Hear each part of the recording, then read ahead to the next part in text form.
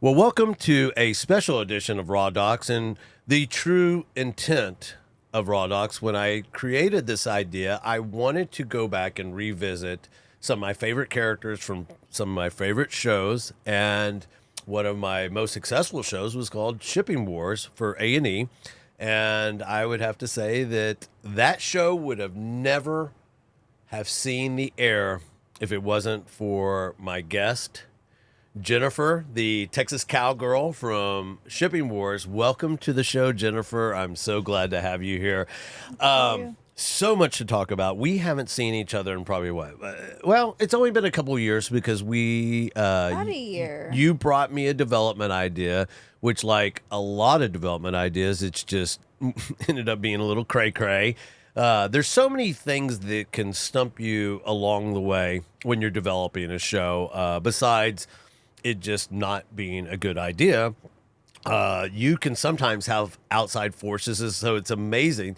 It's a miracle that anything gets made sometimes, especially in the reality television film genre. But I wanted to bring Jennifer on today because A, she's a special guest, but B, to kind of give some clarity to, is reality TV fake? And are these people just like, actors that ended up being in reality shows? And let me just tell you, you're not an actor. And you were real. And, let's clear something up right off the top. How much would you say Shipping Wars was scripted in those first 4 years, 5 years? First 4 years, probably about 99 point, I'll say 5%. 5% was Yeah. maybe scripted, and that was usually in But the... I don't want to say green screen because y'all asked us how we did it. I say more of like Yeah, we had to get a couple pickup some lines. pickup lines with the bidding was a little, Right, but right. you have to keep in mind that's like 5 people bidding. So, but other than that, no, you can't make up what you're an animal.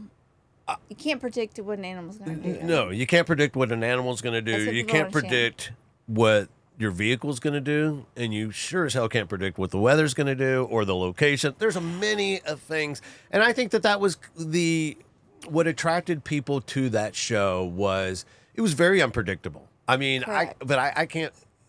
To this day, people go, that was scripted, right? Yeah. How did you get a camel to kick Jennifer in the ass and so on and so forth? And then you couldn't do that.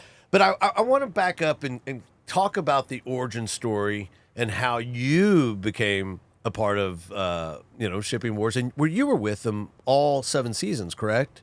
Correct. I was from 107 Yeah. episodes? I didn't even know we did 107. I know we hit syndication, so that's crazy. Actually, that's some news. Yeah, to do you me. know how much money I get from syndication? Well, I don't. I get exactly 43 cents maybe an episode. Well, that's more than what I I've got a get, bunch of so. 43-cent checks, and Hey. I'm like, It was airing yesterday. My phone was blowing up. I mean, it's unbelievable. But anyway, That's all you get. yeah, I created the show, because the Sorry. work that you do at that particular point. I was on salary. You didn't. People don't realize. I know truckers. Yes, we have DOT laws that you can only drive so many hours per day.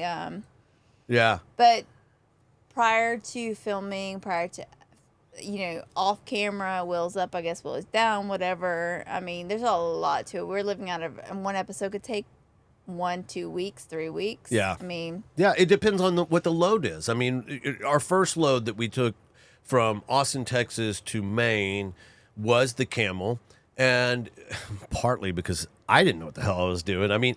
I had produced a few shows, but one was heavy, the other was Quince by Surprise. It was about a bunch of babies. very successful. We had Quince by Surprise had about a 3 or 4 year run. I actually ran into Ethan at a football game yesterday, and we talked about having him on.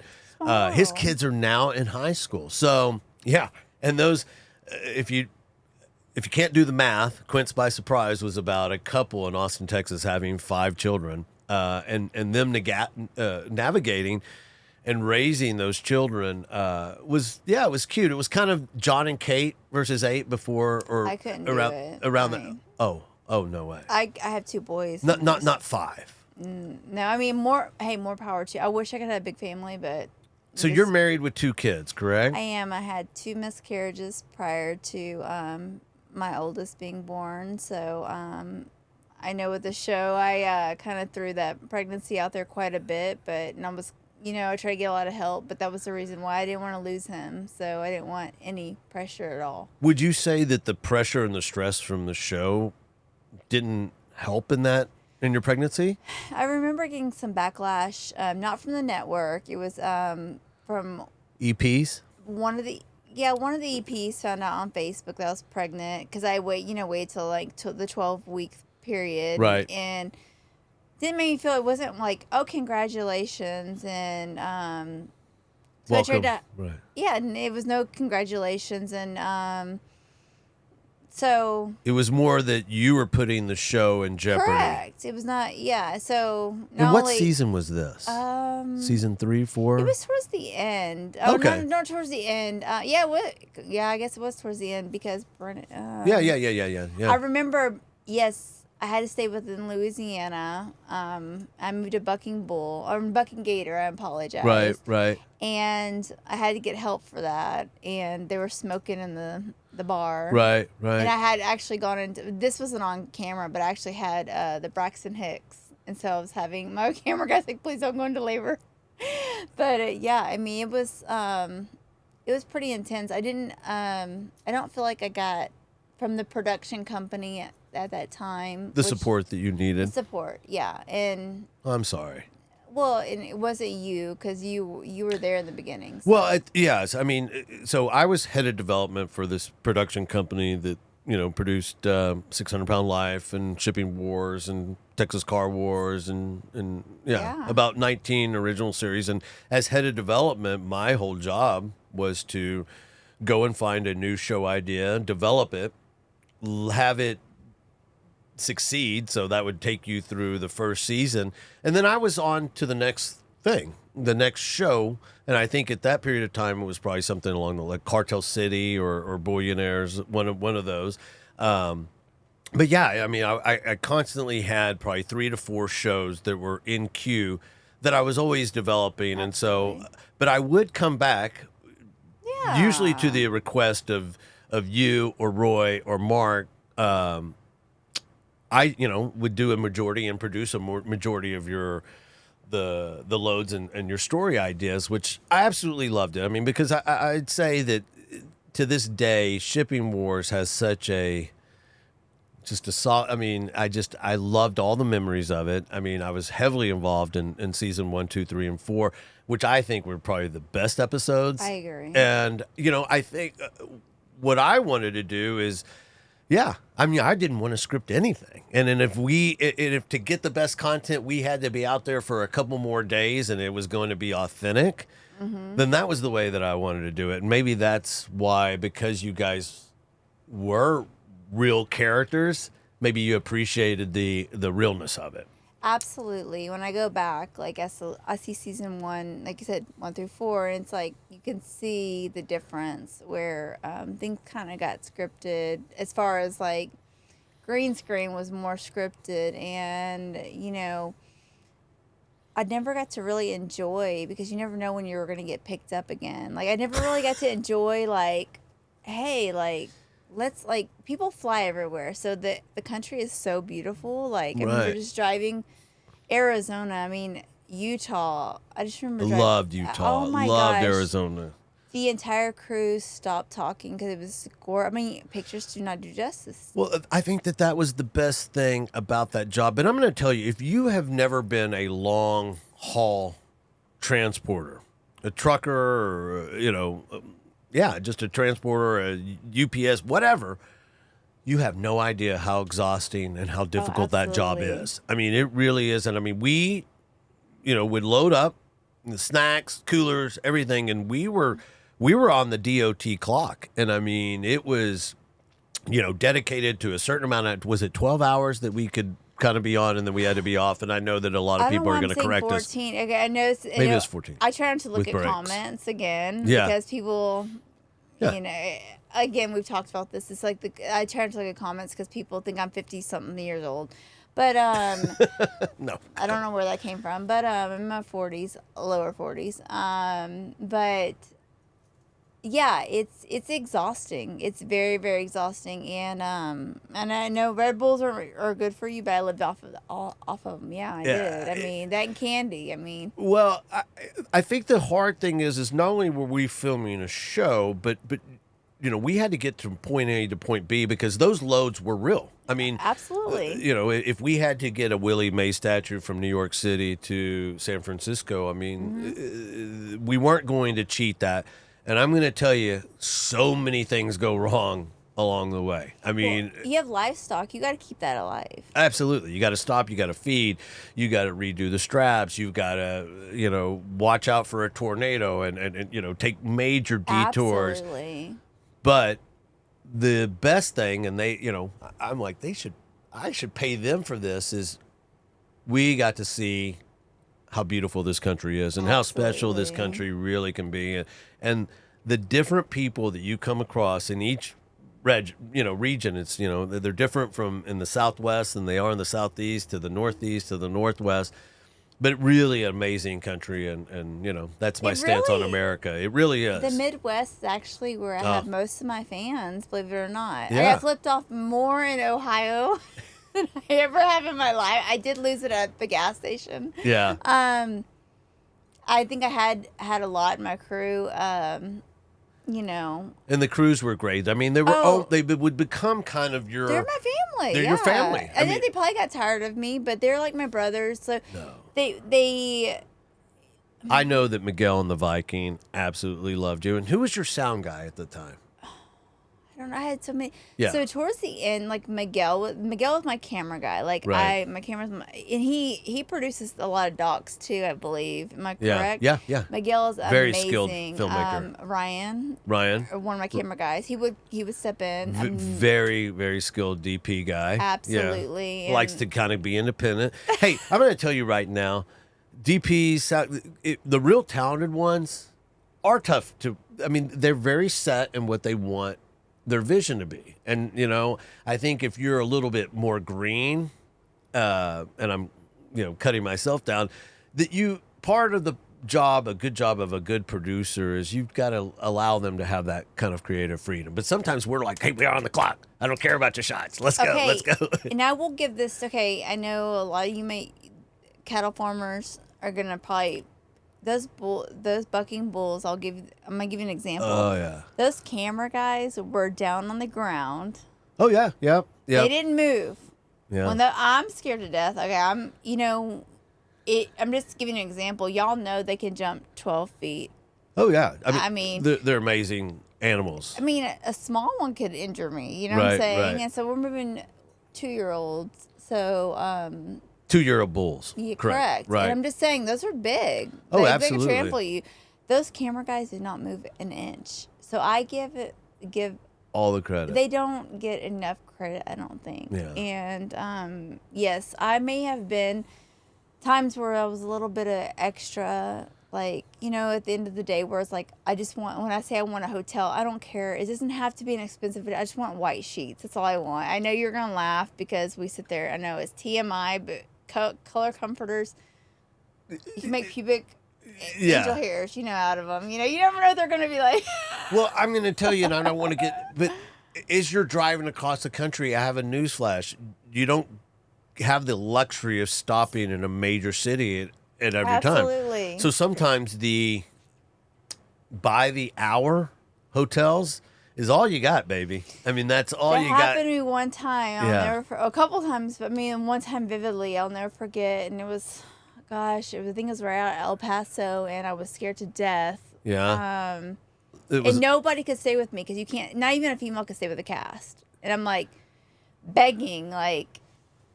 Was that a network rule? I don't know. They said they can't stay with talent, which I'm like, please, just like, it was not even a guy, it was like a girl. Like, please, just, it was like, I had 2 beds. It was like, this thing was not like motel. I won't go. It was a motel. I won't go what kind of, but I could see the outline. There was no internet. There was like, we're in the middle, because I guess there's a bunch of pipeline workers, and it was they had to bundle up, but no one could bundle with me, And I was So scared. Princess gets her own room. No, I'm kidding. we went to Walmart, me and a few of the other cast, and got Uh-huh. like bed sheets. This is how nasty it was. I had these nasty Crocs that I took a shower. I mean, if y'all knew how filthy I was at the end of the day, like you would see the dirt coming off me. It was, again, trucking it. People should have more respect for truckers. I mean, it's what makes America. I mean, Absolutely. So going, let's get a little bit how you got involved. You weren't a true, no. Shipper or transporter, owner operator of a truck. When I was developing Shipping Wars, my orders from A&E, we were, in that show in particular, I think I met with U-Ship, the company that the show is based around, in December, and I think we were almost in production by that spring, but we would never went into production if I was on strict orders. We need an attractive female transporter, and at that time, Ice Road Truckers was a huge hit, and so they had, I believe, one or two females, but I did a massive search. I was going through U-Ship, I was going through trade magazines. I was probably looking at, multiple people per day to find it. And it wasn't until I finally got desperate enough to put an ad out on Craigslist, and it was like, hey, want to be on a show? Can you haul livestock, or have you ever driven a car before? I mean, it was kind of like, I needed something. And I receive an email almost at the 0 hour. You can't make this up. I receive an email, and it was like Jennifer, and it had your German maiden name, or It was my ex-husband's name. Okay, ex-husband's yes. name, which is, how do you spell it? It's Fuchs. Okay. Fox. Fox. I pronounce that Fox, but anyway, it's Fuch.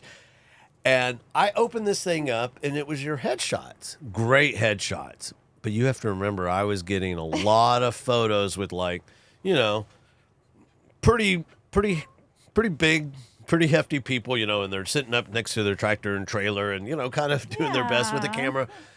Jennifer's wasn't. Jennifer's was more elegant, soft lighting, a little. My modeling pictures. The modeling pictures in lingerie, and I It go. was not lingerie. Strap, purple. Yeah, it was lingerie. It was not. It was a romper. Oh, was it? Yes. I don't know what a It romper was is. a strapless romper. I don't know which headshot. Okay, you know what it is. Yes. Okay, but it was a pretty shot, though, right? Huh? Actually, if I could look like that today, I'd be very happy. Yeah. You look fine, Jen.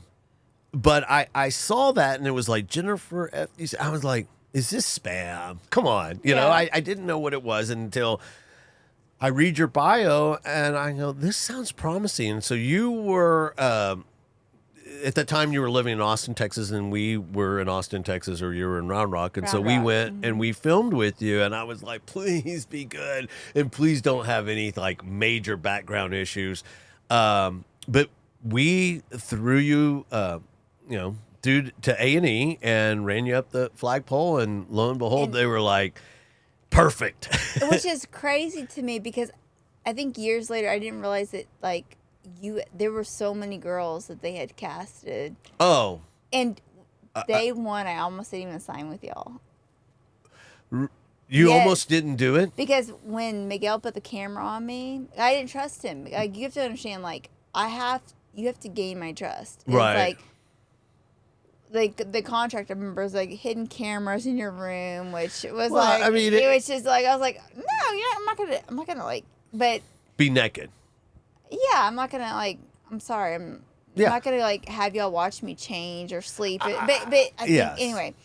I think that they were called it was more, hey, we're gonna have GoPro. You're gonna have cameras around all the time. You're gonna have a crew, and it wasn't like to be too intrusive. It was just, I'll tell you, I don't know if I would sign a reality show contract. I mean, given the amount and given what is asked from you and given how much you actually do lose, and the fact that, our show's on syndication and you get exactly nothing, and without you, there would be nothing. Thank you. Right?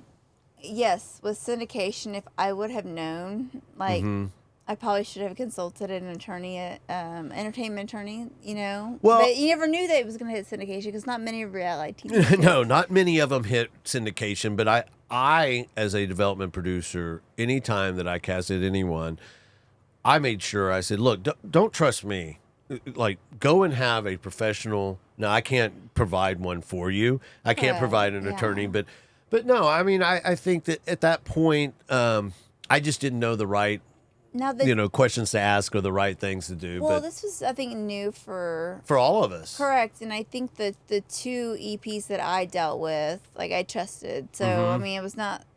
There were four, obviously, and I really, like I said, I trusted you, and so like, you know what? If this is my opportunity, I'll never forget when my camera guy Miguel started filming. I was like, I froze up. He was like, "What the fuck? Like, Jennifer, come on, like, you gotta give me something." I remember you being like, "All right, Jennifer." It took me, like I said, A few days, but I it think did. I warmed up, but these guys over the years like became like they're like my brothers and sisters. Like I really, people ask me, "Do you trust these people?" I'm like, "Yes, I do." Like now, was it maybe a headache for them sometimes? Yeah, I mean, I'm tired. We're all tired, but I have to be on camera. You know. Well, it Which can they're tired too. it can be an exhausting show because, we have a requirement and mandates of filling we need certain content to send back. You're trying not to kill the animal or wreck whatever, whatever you have in the trailer and the gap, and make it interesting at the same time. There's a lot to ask of people, but I think that is the magic of the show. Matter of fact, I tell people, if you really want to see this show, go and check out Shipping Wars UK because their episodes are an hour long and they should have been an hour long. They can swear, and I mean, you cannot do this job without some F-bombs being thrown around. I mean, because it was crazy. I mean, there was crazy things I didn't ever see that the happened. UK. I didn't get to see it. Oh, so I produced that one along with Luke. And was one of the EPs on that, and went out there, and I was in charge of casting, and I absolutely love that show. I think I get 20 cents. I don't even think I get anything for that one because But you enjoyed it. Oh, absolutely. I mean, the memories are great, and the friendships are we're still friends. Still friends with Mark. Would still be friends with Roy. God rest his soul, poor Roy. And we'll talk about Roy a little bit, but. Those early days, you don't know what to expect. I'm producing you. You're rolling out. But you end up doing the show. And when we started off, and I want to clear this up. So you weren't a professional actor. And how little were we paying you at that time? I mean, did you think that you were going to like, oh, my God, I'm in a reality show. I'm going to make big bucks? I mean, what was your thought? Be honest. It wasn't you. Uh-huh. Well, it's not me. I'm just saying, like, they wanted me to pay y'all back. I'll never forget that at first. And really, I won't. You got asked to. Oh yeah. Compensate. Yeah, because I didn't. Oh right. We won't go on. Right. Yeah, so it wasn't much. It was $1,500 in the first season, and I was just like. I was like, okay, for all that hard work. It's $1,500 per episode, and I believe we did just 13 episodes. But I mean, it required a lot. Oh my of gosh. time. I remember being at the gym and saying, "Will's up tomorrow." I'll never forget this. And I don't remember what season we were in. Will's up tomorrow at 7 a.m. And I was like, "What the?" Yeah. Like really, like. Well, that's pretty typical, but. No, but I'm just saying, like, it was a Sunday, and I'll never forget. Like working out, and I was like, okay. I mean, and this is like granted before children. I was like, all right. I literally lived out of a suitcase for how many years? I mean, about 5, because we did 7 seasons. 5 or 6, yeah. Yeah, I mean, we would do 13, and then they started ordering 26 episodes per season. That's what I was saying. Is like I didn't get to enjoy how beautiful Arizona was, how beautiful Utah, like the Rocky Mountains. Oh my God, I didn't have chains on my tire. Good Lord. I'm just saying, like, because you don't know when you're getting picked up against. You're just trying to get get the load through, and then like, oh, you're getting picked up again. Okay, cool. Like that's my points. I wish I could have like just enjoyed the moment. Yeah, Because you don't. I mean, yes. I think I experienced that as well. Is you didn't know if you needed to make future plans because and you didn't know if, hey, this is it. Hey guys, good to see you. Thanks. It was great working with you. When you're on some network reality shows to where when you rap, and you kind of know, and you have a rap party. You didn't know if you would ever see these people again, and for whatever reason, they would order them a little. They'd have to see how they were doing. But at the time, they were doing extremely well. I mean, I think every episode would get those early seasons about 3 million viewers per. I think it was 5. Some 5. 5 at that point. Absolutely, yeah. We got because I did tours with which our sister channel was the History channel. So I toured with the Landrys from Swamp People. Oh, really? Yes, and it's hilarious because we'll get into that, living in Louisiana, I still could not understand Mr. Troy and the Swamp People. I toured with them to Mexico City, and then. And when you say tour, what is that like? Toured. We'd like so do promo. Promo, yeah. So like the network would fly us over. It was like History, some other people, some other shows in Mexico City. Right. And I didn't realize how dangerous it was over Mexico. I'm like, let's party, and they're like, no, it's like really dangerous over here. So, the cartel. Oh, you guys went to Mexico. Mexico City, yeah. Oh, that's right. Okay, so I remember it made it. So our show was very highly rated in Latin America. Right. Yes. Right. And then it was you, Mark. No, it was just me that went over there. Oh, okay. And then I went to Cancun too. But that is so awesome. And I couldn't say my show, like, y'all, it's hilarious. Being from Texas, I still can't. All my best friends were Mexican growing up. Like, yeah. I can't speak Spanish to save my life. I'm yeah. tongue-tied, so can't roll my R's. And then I live in Louisiana. I can't speak that language either. So I'm just like... She's a woman without a tongue. Like, fuck, I totally forgot about the Mexican trip, or the Mexico trip. And the Landrys were like, you want to talk about walking just to the bathroom? We got escorted to the restaurant. And I'll never forget Mr. Troy. Now, at that point, you have to be feeling kind of like a star, right? You know what, though? Like, I was, but I had like 3 managers screw me over. That's what sucks about, like, you don't know who to trust. The people are out for themselves. So it's like, I never really got off the ground because, like... Wait, you had a manager while I had a couple, like, different ones. And, like, they never wanted during Shipping Wars? You hired a manager to say, hey, kind of manage they got, like, if anything I got, they would get, like, a certain, like, 10%. Like, I mean, come on. Like, I was getting a lot for... Well, but, okay, so I had an agent with CAA, and I just assumed that my agent was essentially your agent, and if you wanted to do anything... I didn't know that. But thanks for telling me. Well, I just didn't want you guys to bug them with all your, hey, I have no TP in my hotel room. I'm just joking. No, I'm not. But if people would really know Jennifer, like, I may have come off, like, I may look high maintenance. It's not, like, I do. No, No, but I will go pop a squat. Like. Oh, yeah. I will. I think you had no problem pulling off and go peeing behind the No, I mean, like, you don't understand. Like, I grew up riding dirt bikes and all of that. Like, I'm a tomboy. I love my college football. It's just like it's hard to find good people that want to help other people out. Like, I'm that type of person that will cheer another woman on. Like, yeah, that's what I'm dealing with right now. So in my life, which we'll get to here in a little bit. But I think a lot of part of, and I can't begin to tell you how many people would be like, hey, so what do you do? I'll be at coaching my son's little league, and they're like, hey, so what do you do? They'll try to explain it, and they're like, well, anything I've seen. I'm like, oh, yeah, Shipping Wars. And so they're like, wait a second. Hold on. First of all, they think the job's fake. And then B, it is, what was it really like? What were those people like? Are they really what they are? But everybody would ask me about you, Mark, and Roy. So, and they would want to hear stories. And so I thought, well, let's just talk about some of, how we got off the ground, what the whole experience was like. And we can't sit there and bore you with every little story. And I know that we'll visit again and we'll do another podcast and we can dive down memory lane of each and every episode.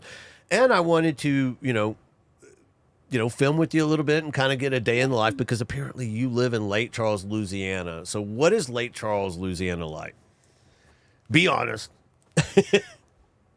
No, nice. Okay, well, Yeah. I moved there. My husband is a fireman there, so I didn't want him to give up his pension. His grandfather was the postmaster for Calcasieu Parish, which they go by parishes. And like our Louisiana people didn't know, it's a Catholic state. So, which I do, I'm used to counties. It's very different. It slowed me down a lot. He's an amazing husband, amazing father. I miss Texas. Yeah. Well, I don't know how to. I don't know how to. I don't know. Where You don't know how to answer that. Well, let me ask you. So Yeah. when people would ask you, and the reason don't why I tell brought them. that up was, when do you finally tell, and before it airs, how do you tell your friends and family that you're in reality TV now? I mean, Let did people me believe say it? this, okay? Jennifer is.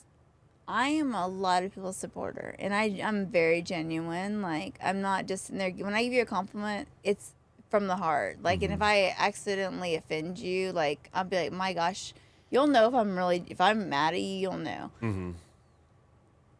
When the show ended, I lost a lot of people I thought were good friends, if that makes sense.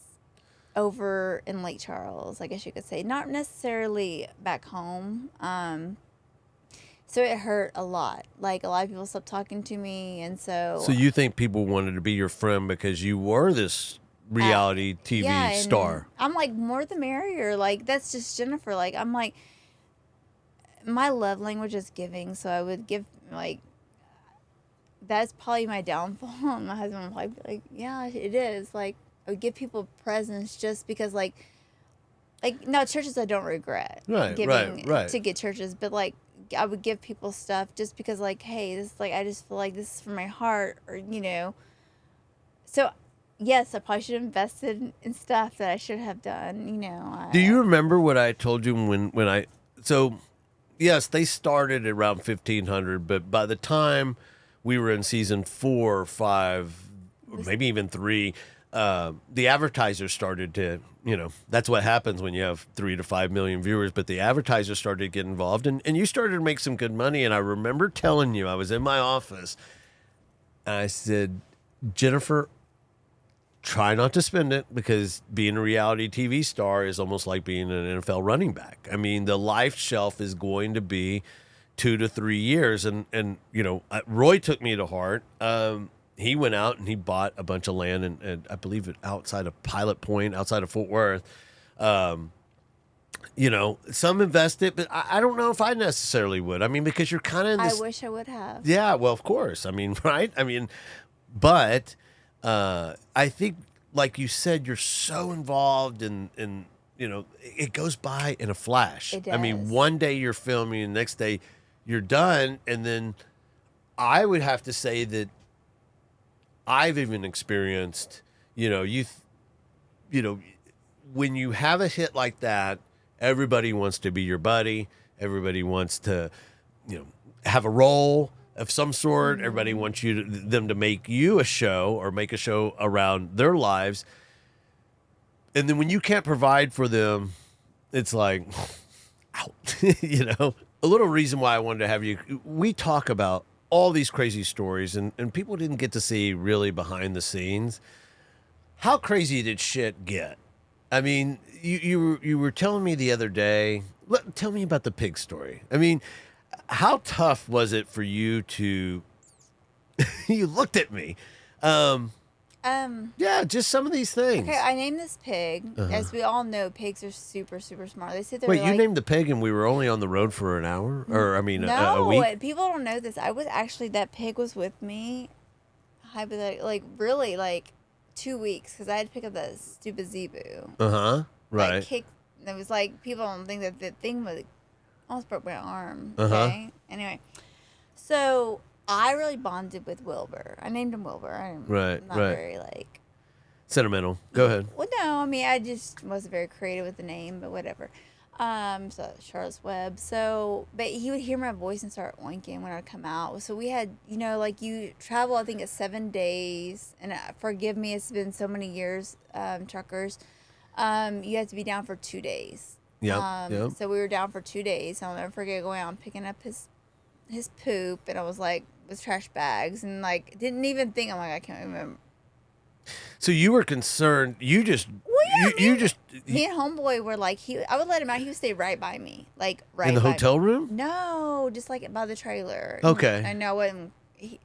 Right. Not that close, but Yeah. I would check on him and like I would say Wilbur. He was like, so How like, big is this pig? He I don't was like, no, he's like, I mean, he did grow from when I did get him to like, I mean, it was 2-week periods. I'm surprised no one picked up on that. I mean, he grew pretty fast. You guys didn't have a stand-in pig.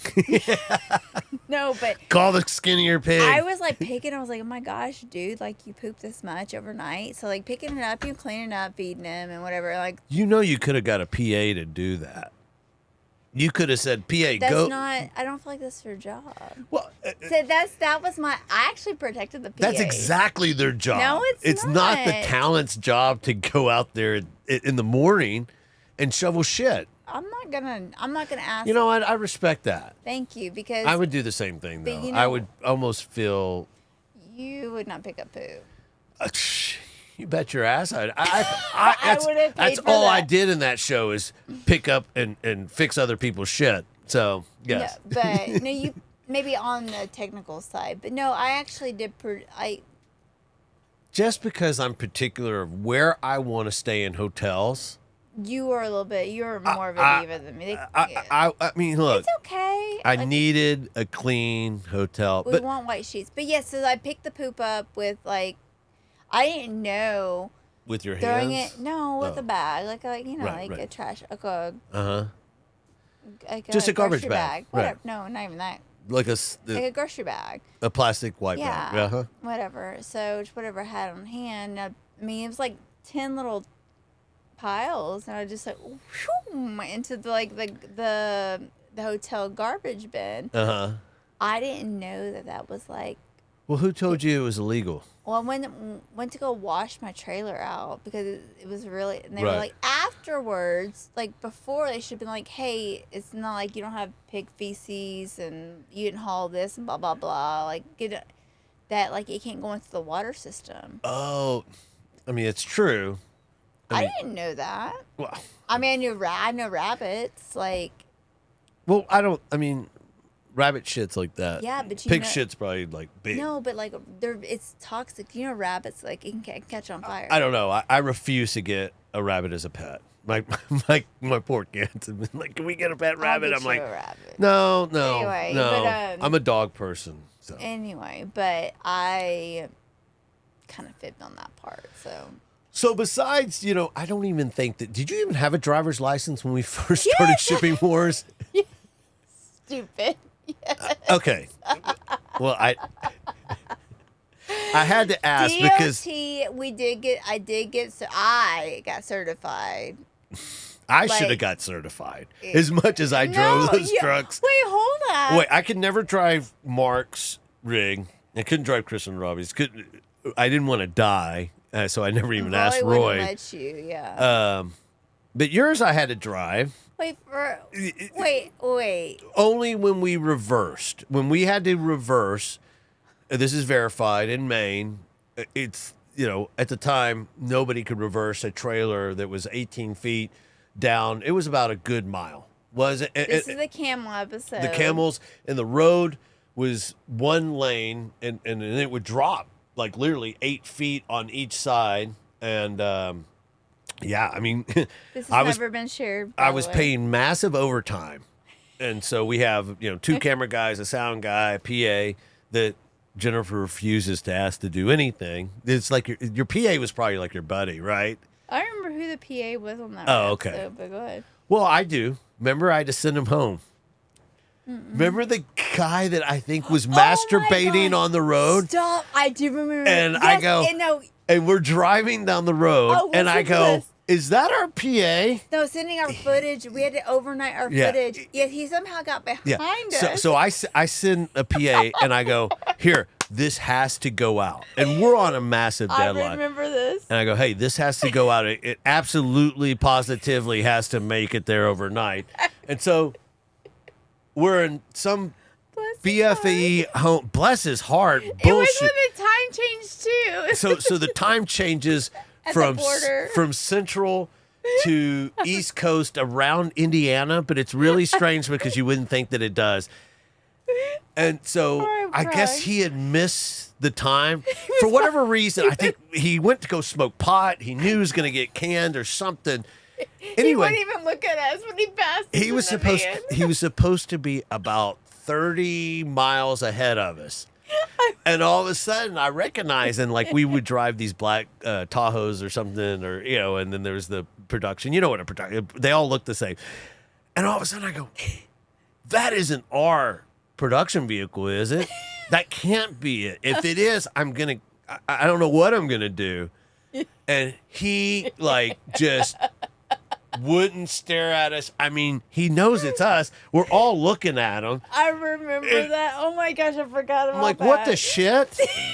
What is going on? He And then he exited it off. You can't make this up. Oh, I am dying. And that was episode number 1, or that was our first trip. Was it the first? It was the trip? first And then trip. we lost a GoPro on that. And I'm like over there calling my fiance. Hey, I don't think we're going to be able to buy a house. This isn't going to work. This is absolutely not going to work. Oh, We're just going to stick to big, heavy people. They're predictable, because this isn't going to work. And wow. And so anyway, we ended up that trip. Jennifer notifies me that she's not really a transportation expert. Not that, but you had hauled things in the past, a couple of things in your back of your Subaru or whatever you had at that point. A truck. Subaru. Okay. Yeah, you wouldn't drive a Okay, Subaru. truck. Yeah, a truck. Anyway, so I have to back this thing up, and I can't do it. I mean, I'm just like, it's just really hard. It's too narrow. We shouldn't have gone in that way. We should have turned around. Because the GPS was not working. Correct. It was. We're in the middle of BFE. We're almost in Canada. We really were. We did see the Canadian border. Correct. we were probably, I would say, less than 5 miles. Niagara Falls was right there. Oh yeah. I mean, we could almost hear Niagara Falls from where this camel was living. By the time it was like 2:00 in the morning, I had given up. I'm like, Miguel, which is one of my favorite camera guys of all time, I said, Miguel, get on a radio, go out in that field, tell me if that field is wet or dry. He comes back and he's like, "You're all cool, boss." He doesn't. Wait, first of all, he's not Cheech and Chong, so he doesn't. Have that. I'm sorry, I gave that. He goes, "We're all cool." It was the static. He goes, "We're all cool, boss." Sorry. I managed to take this. What was a Ford F-350, 250? It was like an F-350. F-350. It's a 1 ton. I know Yeah, it was that, 1 ton heavy with an 18 to 26 foot trailer. I go gently down the hill, down this 8 to 6 foot embankment. I Lord go Jesus. all the way through the field, and then I start accelerating like a madman, and I got air. I hit my head on the roof. I jumped was- this ridge to get us back on the road, and I managed to tear up the bumper a little bit, but we did make it out. And Yeah, a little bit. And the rest is history. You were so Yeah, mad, but I was very we mad. would have I been don't- stuck. And if I'd have told you the plan, you wouldn't have allowed me to do it. No, I would not Yeah, have. but we had to get out. So, We got out. and after the whole Matt debacle, I send him. I gave him a bus ticket, and I sent him to the nearest airport. said Right? his- I don't even want to look at you. I was like, I don't even want to look at you, man. I can't believe you. Anyway, it was so. I forgot about that. He wouldn't even look at it. I was like, how do you get behind a truck and trailer? And You then, don't. then the time changed. And he was way behind. And at that point, he knew he just should have just drove all the way home, man. That was awesome. What is another memorable trip like that? I mean, we We had so many, but So like on that trip, fast forwarding to like the pig, I was transporting. So I had to do 2 runs in one. I had these. the zebu. No, I had the zebu too, but I had the Okay. guinea pigs, and so I had to put a blanket between the. There were 2 different runs. People don't realize this, so we did. Anyway, Oh, we would do multiple runs on. correct. Well, we first started off the show. It was every item was an episode, and then we would break that up into part of that episode was Mark or Roy or Chris or Robbie or at that point it wasn't Chris and Robbie, it was the elderly couple. And you want to know the backstory of them and why they didn't end up going to season 2? I think I remember, but you can refresh me. So But they were really good on camera. they're really good on camera. This guy's backstory was, hey, I was a Marine, thank you for your service. And this is I think they even showed us photos of like their fake grandkids. I get a call from A&E, hey, numbers are great, blah, blah, blah, but we have a problem. Your elderly couple didn't pass the background check. And I'm like, what? Well, what, like, why? What happened? And, and some people have another life. And look, to get on a reality TV show, you can have some skeletons in your closet, right? I mean, you just can't kill anybody and no, major sexual abuse things or, nothing involving children. But I mean, you can have a couple of felonies. I mean, I know Mark has one, or not Mark. I'm sorry, Roy. But the guy owned a bar in Juarez at one point, so and got stabbed by his wife. So anyway, God rest Roy's soul. But they called and they said there's something wrong with the female's Social Security number, and I'm like, what? They go, it's traced to a girl named like Cindy Goodtime or Cindy something, like, yeah. And I'm going, wait a second, what do you mean? That sounds like a porno name. And they're like, exactly. And I'm going, what? So this 60-year-old woman, would you say she's about 60, right? Maybe late, a hard 50 something. I don't remember, but they were so nice. They were so nice, and she was so nice in multiple films. They, in the early 80s, had... I watched them and weren't in the early 80s. Okay, early 90s? Hey, to each their own.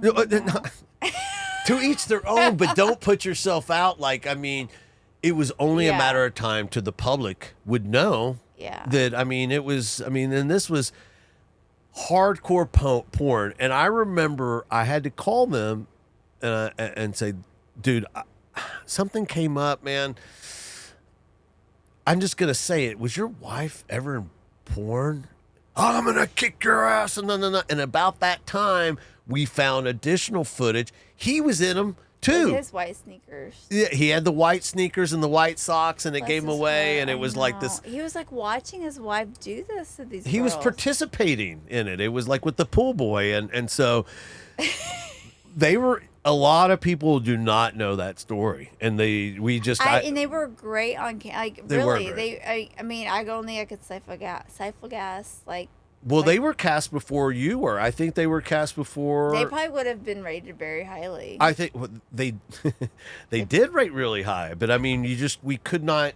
I think this day and age, I would have left them in the cast. Yeah. Who gives? Look, to me, this is the thing about Jennifer, like. What you do in your life is not affecting me or my family. Yeah. That personally, and you may disagree with me. This is maybe my Texas mentality. It's like you're cool. I'm cool with you. Does that make sense?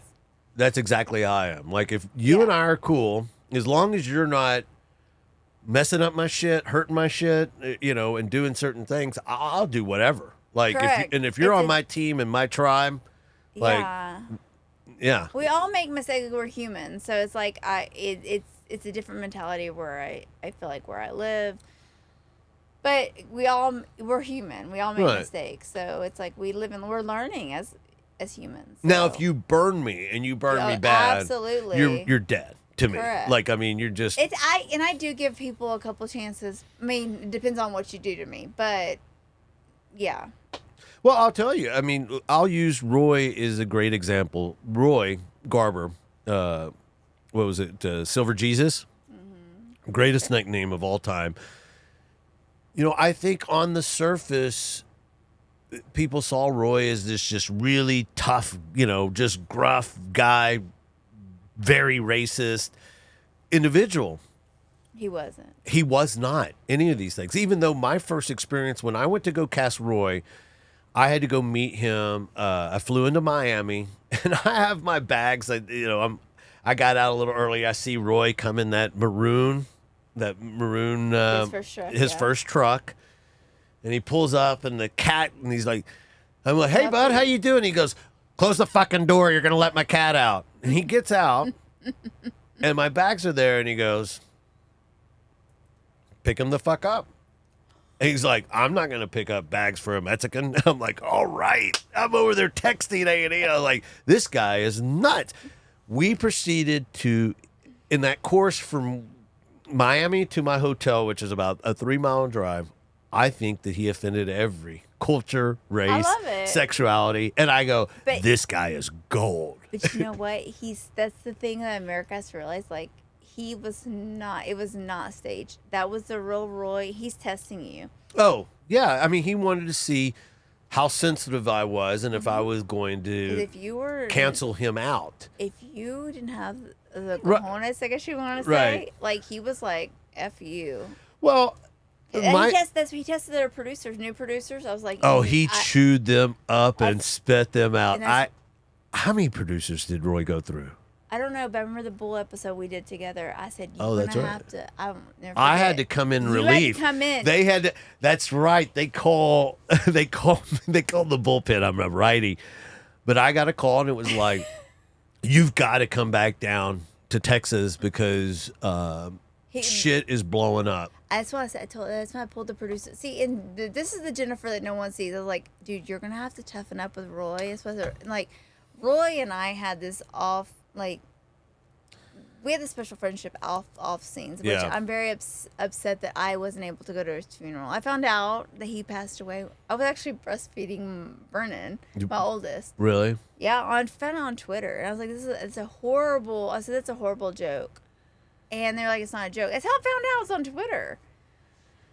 Twitter, and it was like, I knew pretty immediately because I was, in the building, right? Yeah, well, I didn't know. I found out, and whoever I found out from, I was very grateful, but I don't know why it was so like that. He was a good friend of mine. So, he, I believe he left items to us in the well, and I wasn't able to accept them because of certain individuals that, at the time, who I worked for wouldn't allow me to accept. He didn't leave anything to me. I'm just joking. It's a joke. Well, if that was a total, I love Roy. That would, God forgive me. Who could he have picked? No, really. No, Roy and I were. He literally like had my back. Like, he made sure. That's true. That's true. I'm not gonna lie. Like, he made sure. If I was having a rough time, he always had my back. And you could truly call on him. Oh yeah. When you were out transporting, and he may put on. I will say he may put a persona in front of other people, but if it was me and him, I don't want to sit there and say he was like. It was a different Roy, but he would talk me through the hard It was times. a different Roy. Look, look. I don't think I ever hugged that gentleman in my life, right? But I think I might have. No, you know what? We did. I think after one of I think it was at its peak, and we went to that premiere for like U-Ship or something along those lines at the Paramount, and I had many talks, and Roy, it started to become too big for Roy. I think so, yeah. Roy was a very special or very private individual, which I kind of am to a certain extent as well. I started to get a little concerned for like you and Roy and Mark, because you guys couldn't go to restaurants at some point. At its height, if you went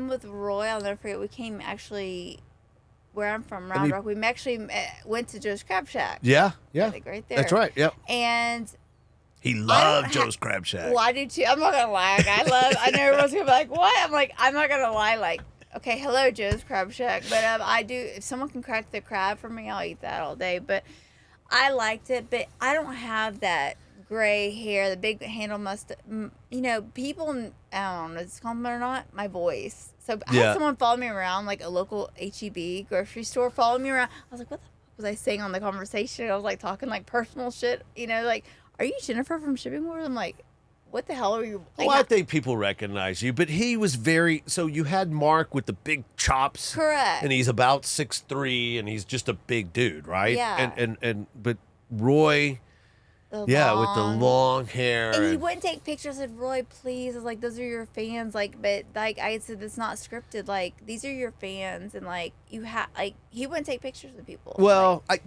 maybe some. He would with me because I would just I think I would give him a case of Dr. Pepper and some smokes, you know. Oh, bless his heart. I know. That's why I said. I love my Dr. Peppers too, but not that many. It was like a 2 case a day and like 4 cases. Cigarettes. It's very cut and dry for Roy, and this is how he approached friendships or love life or anything. As long as it didn't inconvenience him, as long as he could get from point A to point B, because he had been transporting for U-Ship and making really pretty good money. He taught me a lot. This is what he did. This was his profession, and he took it very serious. This will explain exactly who Roy Garber is. We went to New York. I was producing for him, and we're there to pick up this Willie Mays statue. We go and meet who is now the commissioner of Major League Baseball, and we go and Rob. I'm butchering his last name anyway. Selig was the commissioner of Major League Baseball at the time. Anyway, Roy goes here. This is a very powerful guy. Like at the time, he was like second in charge of MLB. Know what happened. And he turns to Roy and goes, "Oh man, so you like baseball?" And he goes, "I fucking hate the sport. Where's the thing?"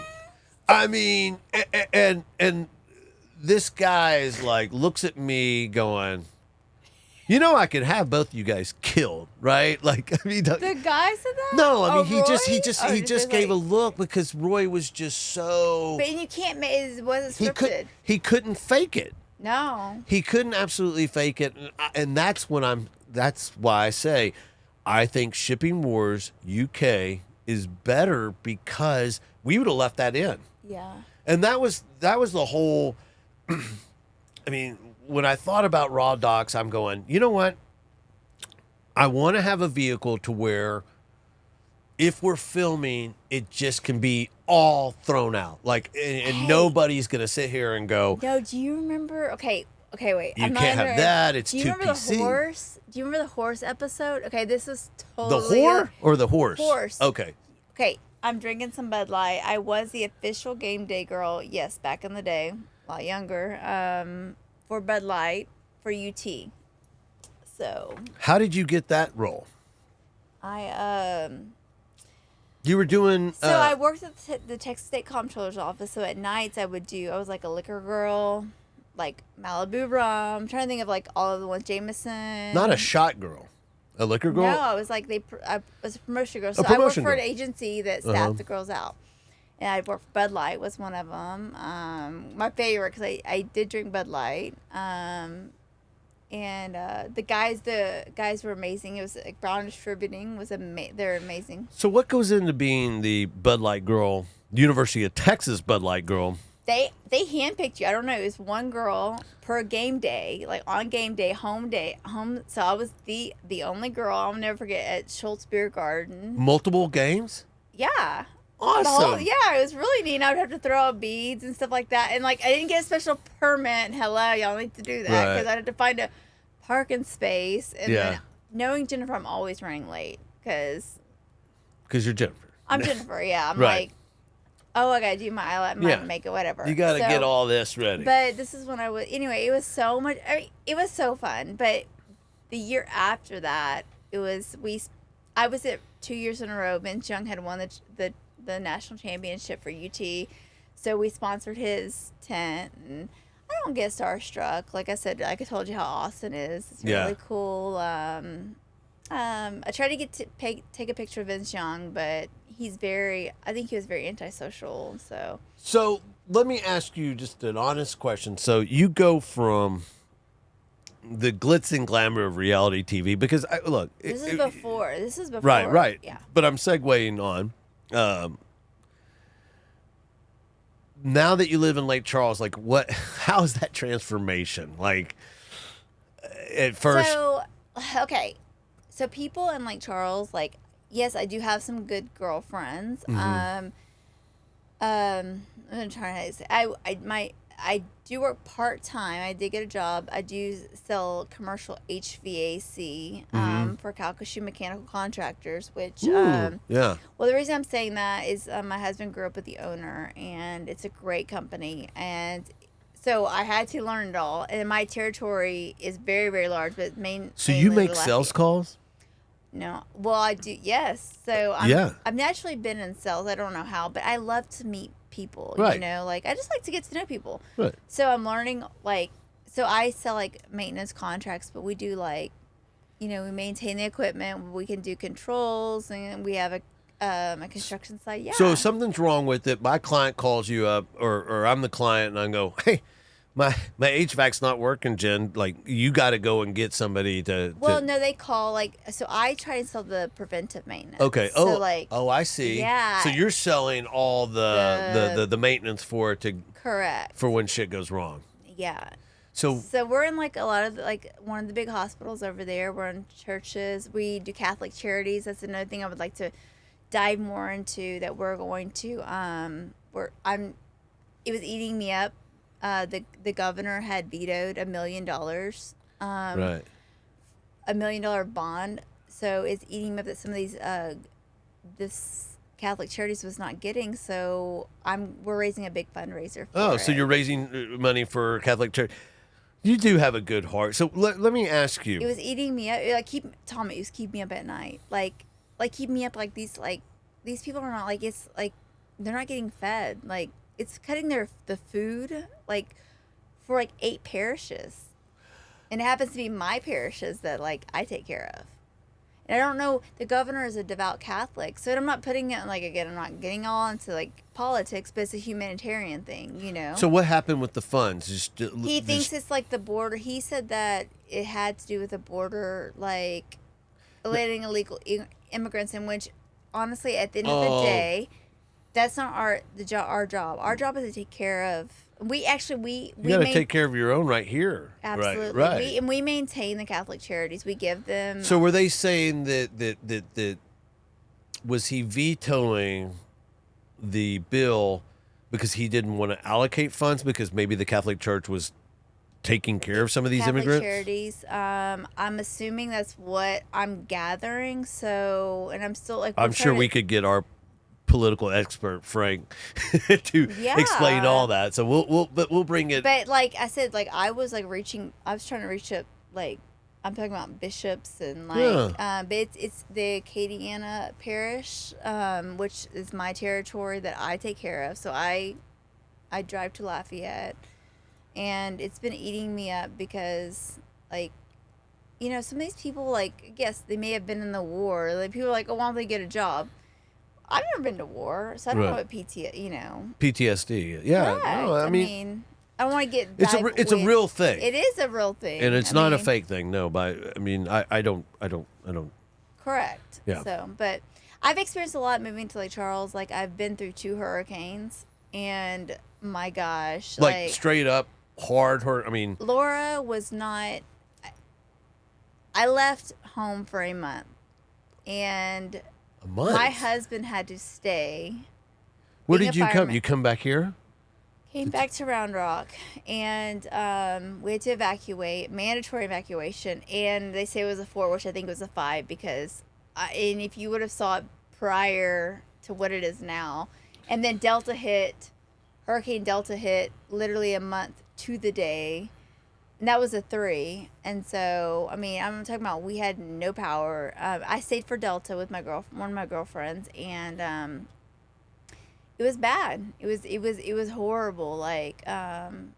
I don't, being from this area, like from the Texas area, like I don't, natural disasters like that, like I don't. I mean, the worst thing experience. we're going to get, and for whatever reason, I grew up in the Dallas-Fort Worth area. Now, you can get hit by some hard tornadoes there. Yeah. but not In Austin, for what, maybe I think they dissipate in the hill country, or I don't know. I like, I'm kind of, maybe it's because my brother's a weatherman. I like storms. Like, I like, not a hurricane. no, Though, no. I've because been, there's still blue roofs up there. dude, I will I've say been that. through a hurricane. I mean, I was on a shoot to where I sent the crew away and I stayed with the equipment, and I have to say that was probably the worst decision I ever made, because I had to be without power for a couple weeks. And that's what we take for granted. And I'm not trying to like go into left field on this, but No. like I told you about the previous, if those bites were picked up.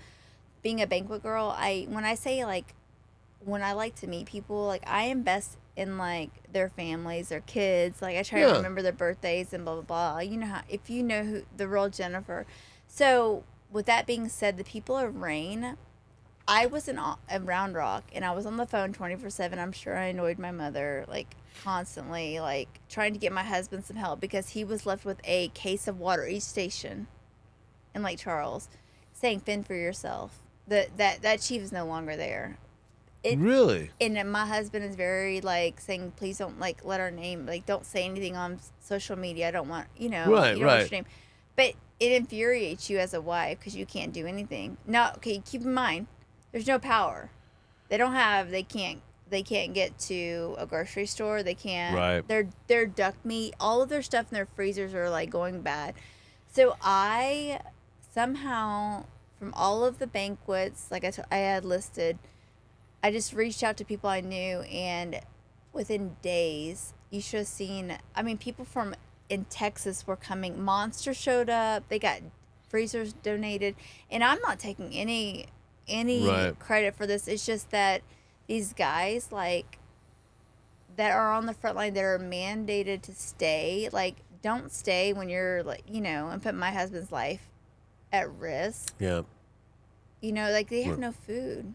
It's like, Right. I'm going to left field. I apologize. No. I attempted. No. Hey, that's what this. Hey, there is no hard, like, it's got to be this format. I mean, I plan to come and visit you. I mean, we're going to spend a little hope time you in do. Lake Like, Charles, because I want to see what Lake Charles is all about. We're going to get some boudin balls. And well, you'll see how serious they are about their baseball. Oh, I love, yes. We have a good story. I mean, well, you introduced me to a couple, and I'm not going to mention names, but yeah, that proves how crazy development can be sometimes, because this was a great story. The guy was a good character, and he had a buddy who I guess was, at the time, was stealing money from him. And so he came to me and Not just them. I mean, a number of people. I don't want to bore people with that story, but you always. Oh, it's not a bore though. It's gonna. I think that's going to make that. It's on the FBI list, so Yeah.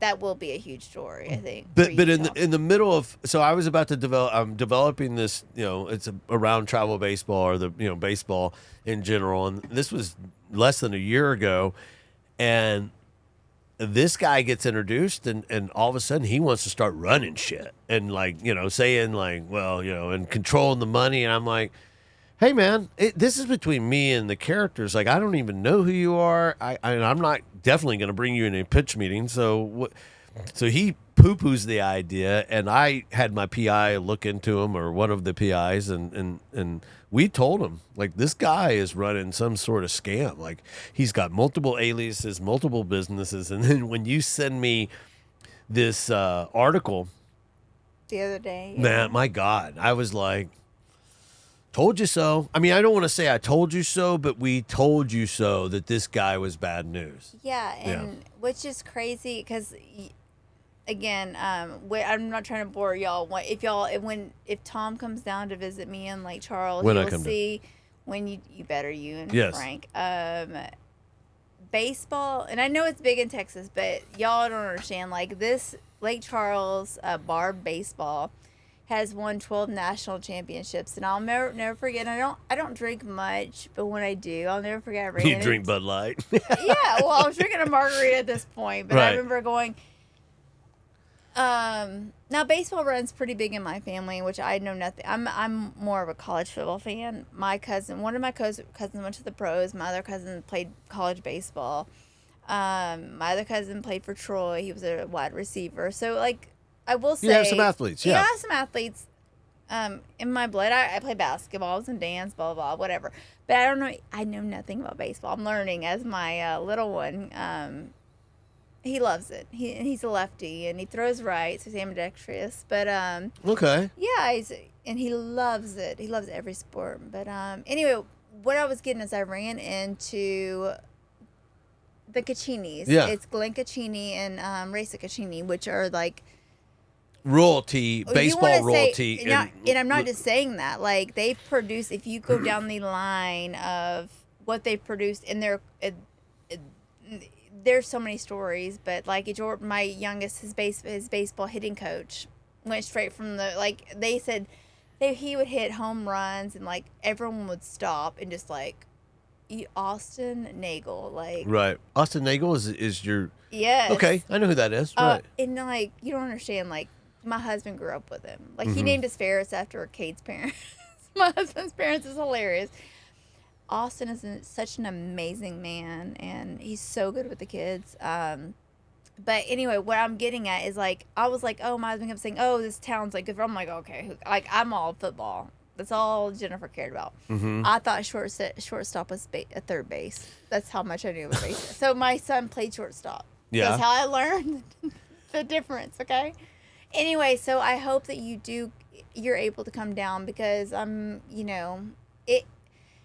know Texas is very big into baseball as well, but Yeah. this is everyone thinks their kid is going to the pros in Lake Charles. It's like they want to make it to bar baseball. I will say that. Well, I'll tell you. So a little bit of, so I have a son as well that plays baseball, and I played, growing up and had an opportunity to play, in college. I practiced a lot in college. Okay, but anyway, so I feel like I have some good advice to tell these people, and coach his coach pitch team, and I'm going to tell you, we now play travel baseball select, and I do assist, That's what we're gonna do. but I was getting worn out by these parents who think Thank that, you. that their kid is going to play at the next level, and I'm going to give you advice. Yeah, please do, because Well, you wear them out, correct? you will burn That's them exactly what my out. husband said. Yeah. And again, I played at a high level. I make it a point not to dissect the game on the way home. Like, those are little things. Like, you cannot, a 7, 8, 9-year-old kid, if you sit there and you want to talk baseball all day, he will eventually hate it. Because, That's what he says, Because yeah. eventually, every bat, every play, everything he does is under a microscope, and you just can't play the sport that way. I mean, again, these are kids who are learning a sport. They're going to have failures. Allow them to fail. And when I say, I'm not giving you a license to be a loser, but you got to learn by just playing and making the mistakes, and you're going to make mistakes. How old is yours? He's 7. Okay, because my little one is just barely 6. Well, he turned 6 in July. So, like, one thing about you might agree with me. JJ, if he got out, which was rare. Right, right. Because yours is very athletic. I can tell. JJ never cried. He always got on base at least. Yeah. So, now we're moving up to coach pitch. So, we'll say at least he doesn't, we always want to be like, get mad, or like at least he's competitive, but it's like he knows the game. Yeah.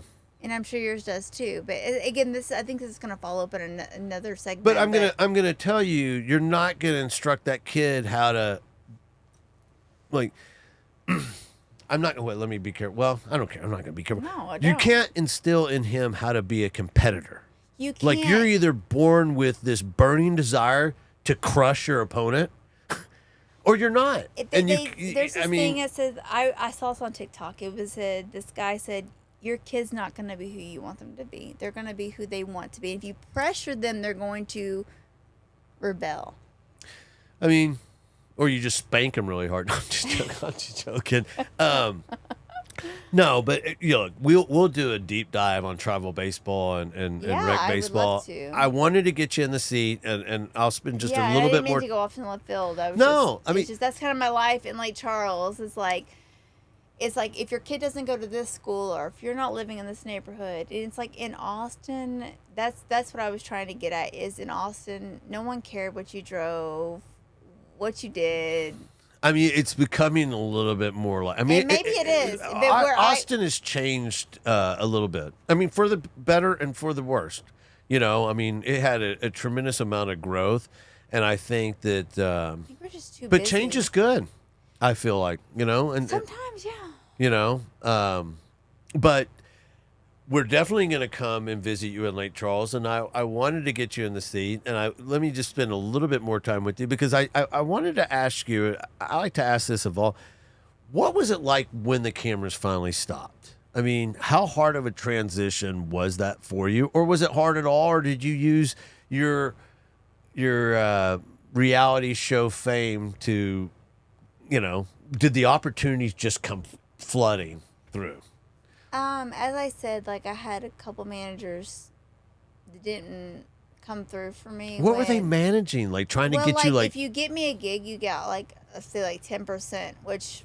And you were allowed to do. I mean, you couldn't do anything on camera outside of Shipping Wars. Like I did a Wendy's commercial. Like they didn't give me that. They came to me. Yeah. And I loved that, which was crazy. I couldn't pick up an Apple box. I was like, they had.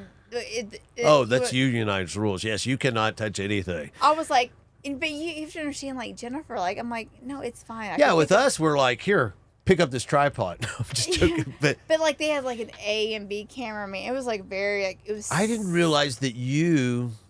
Yeah. Did a Wendy's commercial? Yeah, I did. Didn't get any free Wendy's, by the way. They paid you for this, though, right? Oh yeah, I got paid. But, okay. I mean, it was hilarious because I was like, that's I awesome. could have at least gotten some free Wendy's. It was national, right? You should have gotten a free Wendy's. Okay. That was kind of a joke, but So you do a Wendy's commercial. Any other opportunities? Didn't you get asked to do Playboy at one point? And was it like from a potential manager? I did, and I declined, and he didn't want to. He didn't want to manage you anymore. So it's very hard in this industry. Like you have to jump on it immediately. Like right. My name was automatically. You had to pay for that, like the domain. Yeah, like, right. I didn't know any of this. Well, I mean, that's the only reason I still have like a fan page, which I'm not like. That's all organically. I did not pay for followers. I don't have like tons of followers because I don't pay for them, and I'm not like I don't. I did post a picture of me and my oldest son, and he has dark circles under his eyes. And I'll tell you this right now. He is on the spectrum, very, very smart. But someone made a comment about like.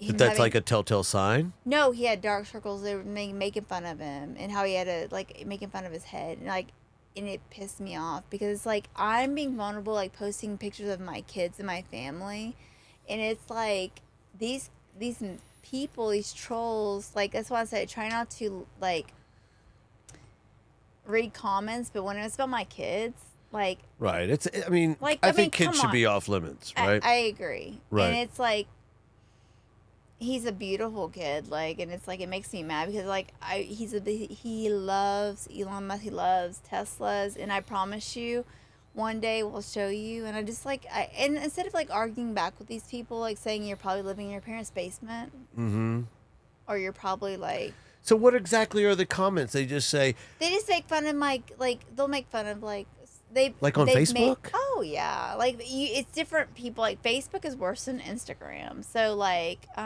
it's a little rude. It is, but yeah. I mean, I block them, but my whole point is I try not to read comments because half of them are incorrect, or it is what it is. I live my life for who I am. So we want to take this opportunity, and when we come and visit, we're going to set the record straight, and we're going to get to see the real Jennifer. Yeah. And visit with you and do some crazy stuff. And what I want to do is we're going to go visit your favorite restaurant. We're going to go like your favorite place down there and do a day in the life of Jennifer and what it's like in Lake Charles, Louisiana. And we'll do another podcast. And so I appreciate you coming and joining, you. and I appreciate you taking the time. And Y'all should really see the guys I work with in Lafayette. oh, we're gonna see the guys you work with in some Lafayette. major Cajuns, and they're pretty funny. Yeah. So Oh. I appreciate the time, Tom. Thank you so much. Thanks for joining us.